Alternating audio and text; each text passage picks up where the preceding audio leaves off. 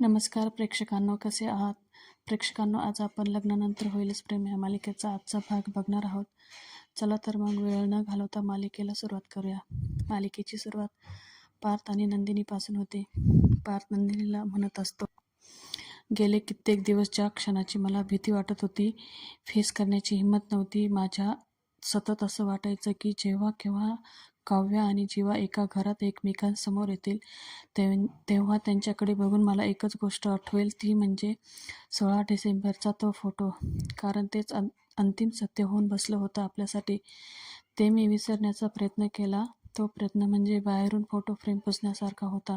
धूळ मनातल्या नात्याला लागली होती. मग बाहेरून काच पुसून काय फायदा होणार होता? पण शेवटी तो क्षण आलाच. जीवा परत आला. जीवा आणि काव्या एकमेकांसमोर, एकमेकांजवळ, इतके जवळ की जीवा रडत होता. काव्या जीवाच्या डोक्यावर हात ठेवून थोपटत होत्या, त्याला धीर देत होत्या. नंदिनी, मी विटनेस आहे तो क्षण. आज ते एकमेकांच्या समोर होते. आईबाबांची शपथ घेऊन सांगतो, माझ्या मनात कुठलाही वेडावाकडा विचार आला नाही. मला तो फोटोही आठवला नाही. जसं आपण एकमेकांना धीर देत होतो ना, ते आठवलं. पार्थ नंदिनी परिस्थितीमुळे भिरभिरलेले आणि आपल्या पार्टनरशी लॉयल असलेले, एकमेकांशी बोलून लग्नाची उमेद जागवणारे. शेवटी प्रेम जिंकलं हो नंदिनी. 16 डिसेंबरमुळे आमच्या नात्याला लागलेली धूळ आज पुसली गेली. आज मला सगळं लख्ख दिसत आहे. नंदिनी इथे इमोशनल होते आणि नंदिनी पायऱ्यांवर जाऊन बसते. तेथे पार्थ तिच्या शेजारी बसतो आणि म्हणतो, आता मी जे काही बोलणार आहे ना, ते नंदिनीचा मित्र म्हणून नाही, तर जीवाचा दादा म्हणून बोलणार आहे. गेले 21 दिवस जीवाने जे प्रयत्न केले ते तुम्ही बघितले आहे. नाही, मी तुम्हाला फोर्स करणार नाही. देवाला प्रार्थना करेल, जसं आमच्या नात्यावरची धूळ पुसली गेली, तशी आता तुमच्या नात्यावरची धूळ पुसली जावी. कारण आपले पार्टनर आपल्यासोबत लॉयल आहे, ते आपल्याला कळाले आहे. आता फक्त मान्य करण्याची गरज आहे. आपण काय म्हणायचो नंदिनी, आपण मोठी भावंडं आहोत, आपण समजदार आहोत, पण आपली लहान भावंडं आता आपल्यापेक्षाही मोठी झाली आहे. त्यांना पटलं आहे संसार हा दिवाळी इतका सुंदर आहे, कारण त्या मैत्रीचा, आपल्या प्रेमाचा कंदील झगमगतोय. मी तुम्हाला म्हणालो होतो नंदिनी, एक दिवस असा येईल की त्यांना हा दिवस रुपी बॉम्ब आठवणार आहे. त्या कंदिलाच्या पर्यायाने दिवाळीच्या प्रेमात पडतील ते. पडले आणि आहे. फेब्रुवारीत आपल्या नात्यांची दिवाळी लखलखीत होणार आहे. आपण सुद्धा आपल्या नात्याच्या अंधारातून बाहेर येऊया. आपल्या लहान भावंडांचा मोठेपणा एक्सेप्ट करूया. पार्थ घड्याळात बघत असतो. घड्याळात 11:11 झालेले असतात. पार्थ म्हणतो, 11:11. आजपर्यंत मी काव्यार्थासाठी मॅनिफेक्स करत होतो, पण आज जीवा नंदिनीसाठी करणार आहे. युनिव्हर्स #नंदिनी येना. आणि इथून पार्थ निघून जातो. नंदिनी आपली बसलेली असते. पार्थ काय बोललेला ते आठवत असते.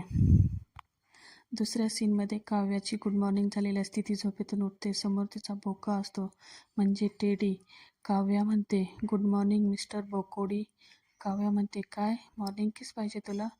पण मी तुला मॉर्निंग किस देणार नाही. काव्या तिच्या टेडीचा किस घ्यायला पुढे होते, तर तिचा टेडी कोणीतरी ओढून घेतो. काव्या म्हणते, खाली कसा गेला हा? झोपेत आहेस का गं काव्या? काय चाललं आहे हे तुला? काव्या म्हणते, तुला किस पाहिजे, मग तू खाली कसा गेला? काव्या खाली उतरून टेडीजवळ जाते आणि मग ते कुठं चाललास म्हणते. पकडतेस तुला, थांब. इथं काव्याची आणि टेडीची धराधर सुरू असते. टेडी मागे जात असतो आणि काव्या त्याच्या मागे मागे येत होती. इथे काव्याची आणि पार्थची जोरात टक्कर होते. काव्या आणि पार्थ डोक्यात चोळत असतात, एकमेकाकडे बघत असतात. काव्या म्हणते की काव्याचा टेडी पार्थच्या हातात असतो. काव्या म्हणते, देशमुख, तुम्ही ह्या बोक्याला कंट्रोल करून माझी मजा घेत होतास का? पार्थ म्हणतो, हो. काव्या म्हणते, तुम्हाला मी आता बघतेस. आगाऊपणा आहे हा देशमुख. पार्थ म्हणतो, आगाऊपणा नाही आहे हा. काव्या म्हणते, बरोबर आहे, आगाऊपणा नाही आहे हा, अचरटपणा आहे. पार्थ म्हणतो, तुमच्याकडूनच शिकलो. पार्थ म्हणतो, आठवतंय संक्रांतीचा दिवस? तुम्ही तर काव्याला आठवतं की तिने कसं पार्थला बोक्यामागे पळवलं होतं. काव्या म्हणते, हो. तुम्ही भारतातल्या टॉप 20 मधले आर्किटेक्चर आहात आणि तुम्ही काव्याला कॉफी करतात. पार्थ म्हणतो, तुम्ही माझी कॉपी करतात ते चालतं का? मी तुमची कॉपी केली म्हणून काय झालं? आणि बोका काव्याला देतो आणि म्हणतो, परीक्षेत माझी कॉपी करू नका. सेंट्रल कुठलं आलं आहे? पुण्याला. कुठलं? पूजा अकॅडमी सेंटर, कोथरूड. काव्या म्हणते, हे सगळं तुम्हाला कसं माहिती? पार्थ, नंतर बाहेरून 3.5 तासाचा प्रवास आहे. काव्या म्हणते, तुम्ही सोडायला येणार आहात का देशमुख? पार्थ म्हणतो, मी असं कधी बोललो? काव्या म्हणते, आता तुम्ही हे सगळं सांगितलं ना, माझं सेंटर कुठे आहे, किती वेळ लागणार आहे, 3.5 तास, एवढी सगळी माहिती तुमच्याकडे आहे म्हणून मला वाटलं तुम्ही सोडायला येणार आहात का. या ना पार्थ मला सोडवायला. नाही. पार्थ म्हणतो, नाही. टॉप 20 आर्किटेक्चरपैकी एक आहे. कसं आहे, मला खूप कामाचं प्रेशर आहे. मला नाही जमणार यायला. त्यापेक्षा तुमच्या बोकोडीला विचारा ना, त्याच्या संग जा ना. तसंही तुम्ही त्याच्याबरोबरच गप्पा मारत असतात ना. जा त्याला घेऊन, विचारा त्याला, काय रे गाडी येते का तुला? पार्थ म्हणतो, आपली टक्कर झाली होती, शिंग येतील, परत टक्कर घ्या. काव्यामध्ये काही मिळणार नाही तुम्हाला टक्कर. कसं आहे ना, ज्या माणसाला 100 शिंग आलेले आहेत ना, त्या माणसाला अजून एखादा शिंग आलं तर काही फरक पडणार नाही. नाही देणार मी तुम्हाला टक्कर. आणि काव्य तेथून जाते असते तर पार्थ म्हणतो, का नाही देणार? कसं आहे, कामाला जायचं आहे, वर्क प्रेशर आहे. जा तुम्ही अभ्यास करा. दुसऱ्या सीनमध्ये दाखवतात की नंदिनी तिच्या रूममध्ये असते आणि खिडकी उघडून बघत असते बाहेर. नंदिनीला आठवत असतं की ती कशी जीवाला आंघोळ घालत असते. तेवढ्यात तेथे नंदिनीची आई शारदा येते आणि खिडकी लावून घेते आणि म्हणते, नंदिनी म्हणते, आई काय करतीस? शारदा म्हणते, आता कशाला खिडकी उघडत आहेस? वाऱ्याने आपली दिशा बदलली आहे. बाहेर सगळा रखरखाट आहे. चल आता नाश्ता करायला. नंदिनी म्हणते, आई चिडली आहेस का माझ्यावर? शारदा म्हणते, छे ग, मी नाही चिडले तुझ्यावर. मी एकदम खुश आहे की तू जीवांना पाठवलं.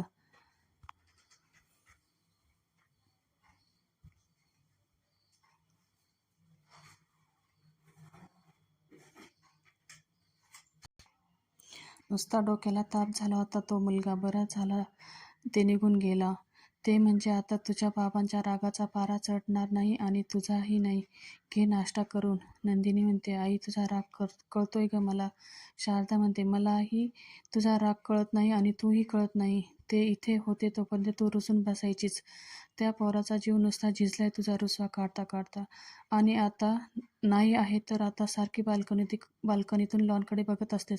कशासाठी? नंदिनी म्हणते, असं काही नाही आहे. म्हणजे जीवांना बघण्यासाठी मी बाल्कनीत जात नाही. शारदा म्हणते, छे तू तर लॉनमध्ये गवत किती वाढलं आहेस ते बघायला जातेस खिडकीतनं. नंदिनी, तू जगाला फसवू शकतेस पण स्वतःच्या मनाला नाही. आत्तापर्यंत लोक म्हणत होते पण मी आत्ता म्हणते. तुला सांगते नंदिनी, आता पुन्हा या घरामध्ये पूर्वीसारखा उदास शांतता पसरणार. तेथे धनंजय येतो. तो फोनवर बोलत असतो. धनंजय म्हणतो, मी शांत आहे तर त्याचा गैरफायदा घेत आहात का तुम्ही? 2 आठवड्यांची डेडलाईन्स दिली होती क्लायंटने, ती संपली ना. तुम्ही 3दा व्हिज्युअल PPT तयार केला तरी क्लायंट काही खुश होत नाही. बिनकामाची असेल तर त्यांना कामावर का ठेवू मी? राहू द्या, मीच बघतो काहीतरी. आणि धनंजय फोन ठेवतो. नंदिनी म्हणते, बाबा कशासाठी चिडताय तुम्ही एवढे? नंदिनी तिच्या बाबांसाठी पाणी आणत असते आणि नंदिनी म्हणते, आता मला सांगा काय झाले? धनंजय म्हणतो, काही नाही ग, आज मला हे व्हिज्युअल PPT तयार करायचं आहे. वेळेत तयार करून नाही दिलं तर एक मोठा प्रोजेक्ट माझ्या हातून जाईल. नंदिनी म्हणते, काय बाबा, तुम्ही तुमचे डिटेल्स मला देता का? माझा एक मित्र आहे, तो व्हिज्युअल पेपर तयार करतो. तो एकदम हुशार आहे, ह्याच लाईनमध्ये आहे. मी त्याला सांगून तुमचे काम एकदम परफेक्ट करेल. तो धनंजय हसतो आणि म्हणतो, अरे वा, कोण तुझा हा मित्र? दुसऱ्या सीनमध्ये जीवा जिमवरून आलेला असतो. जीवा म्हणतो, आशाताई माझा ब्रेकफास्ट लावा. तर त्याच्यापुढे डिश येते. जीवा बघतो पार्थ त्याच्यासाठी नाश्ता घेऊन आलेला असतो. पार्थ म्हणतो, घे खा. जीवा म्हणतो, नाही नको, परत तुझ्यासाठीच पार्थ म्हणतो, तुझ्यासाठीच बनवलं आहे, छान पेपर सॉल्ट टाकले आहे, घे खा. अरे प्रेमाने देत आहे, खा ना. जीवा म्हणतो, हे प्रेम किती तासासाठी टिकणार आहे? पार्थ म्हणतो, काय म्हणायचं आहे तुला? जीवा म्हणतो, हाच पॅटर्न आहे तुमचा ना तो. आणि नंदिनी, तुम्हाला प्रेमाचा अटॅक येतो तेवढ्यात वेळेत तुमचे डोळे, तुमची स्माईल, पाठीवरचा हात, सगळ्यात प्रेम असतं आणि प्रेमाचा झटका उतरतो. मग तुम्ही आम्हाला आधीसारखे हेट करायला लागतात. तिथेही रिक्षात राहत होतो ना, असे बऱ्याचदा घडलं आहे. नंदिनी माझ्यासाठी जेवण पाठवायची, नजर द्यायची, स्माईल द्यायची, सहानुभूती दाखवायची आणि अटेन्शनसुद्धा द्यायची आणि अचानक सीझन चेंज, वाऱ्याचा एक झुळूक आणि प्रेमाची पाने कुठं पडून गळून पडायची ते कळायचंच नाही. तूही काव्यासोबत असंच केलं असणार. आमचा ना हाच प्रॉब्लेम आहे अरे. तुम्ही आम्हाला जरा प्रेम दाखवलं ना, आम्ही कुत्र्याच्या भुसाट पिल्ल्यासारखे तुमच्या मागे मागे येतो. नंदिनीने तेच केलं आणि तूही तेच करत असशील काव्याबरोबर. पाहत असतो ना आम्ही पार्थ म्हणतो. पार्थ जीवाजवळ बसतो. पार्थ म्हणतो, काल रात्री मी तुम्हा दोघांना एकत्र बघितले. इथे जीवा खूप घाबरतो, कासावीस होतो. पार्थ म्हणतो, तू रडत होतास, काव्या तुझ्या पाठीवर थोपटत होत्या. जीवा म्हणतो, एक मिनिट, तू जे काही पाहिलं आहे ना त्याचा अर्थ. पार्थ म्हणतो, त्याचा अर्थ मला माहीत आहे. जीवा म्हणतो, नाही नाही, आमच्यात खरंच आता असं काही नाही आहे. पार्थ म्हणतो, करेक्ट आहे, तुमच्यात तसं काही नाहीच आहे, हे माहिती आहे मला. परत पार्थ म्हणतो, हे मला काल रात्री पटलं. खरं काल रात्री नाही, काव्याबरोबर बोललो तेव्हाच पटलं, पण काल रात्री त्याच्यावर शिक्कामोर्तब झाला आहे. कसं आहे ना छोटे, इतके दिवस तुम्ही दोघे वेगवेगळ्या मार्गाने आम्हाला समजवण्याचा प्रयत्न करत होता, पण खरा प्रकाश काल रात्री डोक्यात पडला आणि जसा माझ्या डोक्यात प्रकाश पडला ना, थेट नंदिनीकडे गेलो.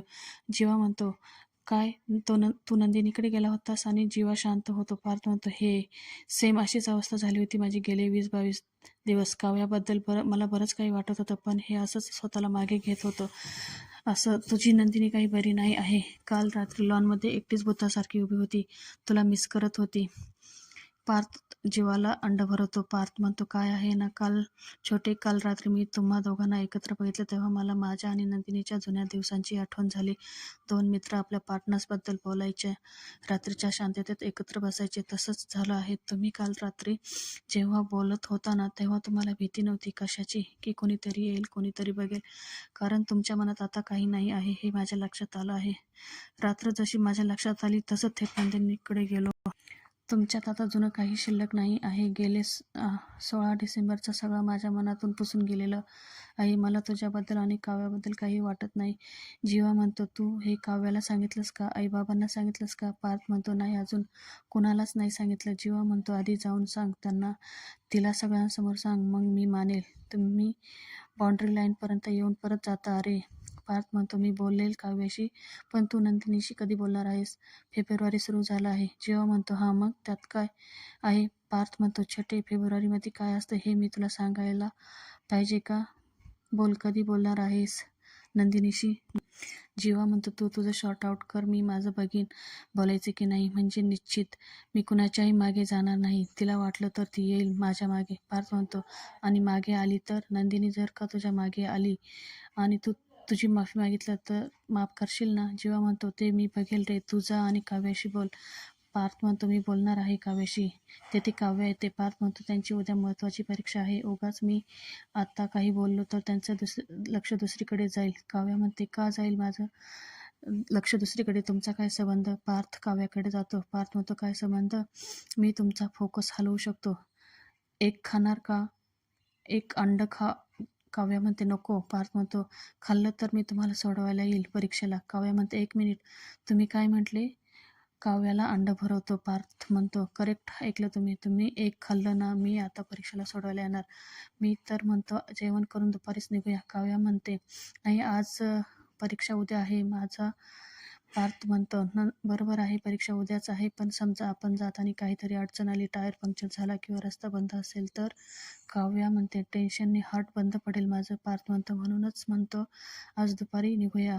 एवढ्या मोठ्या परीक्षेला जाताना टाईम घेऊया ना. काव्या इथे जोरात पार्थला टक्कर देते. पार्थ म्हणतो, हे काय तुमचं? काव्या म्हणते, मगाशी टक्कर द्यायची राहिली होती ना, आता दिली, नाहीतर काय आहे, माझ्या ह्या शिंगेश्वर महाराजांना शिंग येतील. पार्थ म्हणतो, चला आवरायला घ्या बॅग तुमची आणि माझीसुद्धा. पार्थ, नाहीतर थांबा, मीच भरतो आपल्या दोघांची बॅग. पुढच्या काही तासात काव्यार्थचा एक नवीन प्रवास सुरू होणार आहे. एक आवाज येतो, ऑल द बेस्ट काव्या. सगळे बघतात. तेथे नंदिनी आलेली असते. जीवा नंदिनीकडे बघत असतो. प्रेक्षकांनो, आजचा भाग इथे संपतो. आपण उद्याच्या भागात बघणार आहोत की काव्या नंदिनीला म्हणत असते, नंदिनी ताई मला ऑल द बेस्ट करायला आली आहे, पण तिची नजर मात्र दुसऱ्याच कोणाला तरी भेटायला आलेली आहे आणि जीवा तेथून राग जातो. काव्या म्हणते, खूप दुखावला आहे तो. देशमुखांच्या सुना आहोत आपण. देशमुखांच्या मुलांना कसं मनवायचं ते आपल्यापेक्षा जास्त कोणाला माहिती असणार आहे. पार्थ सुटकेस भरत असतो आणि काव्याला म्हणतो, जरा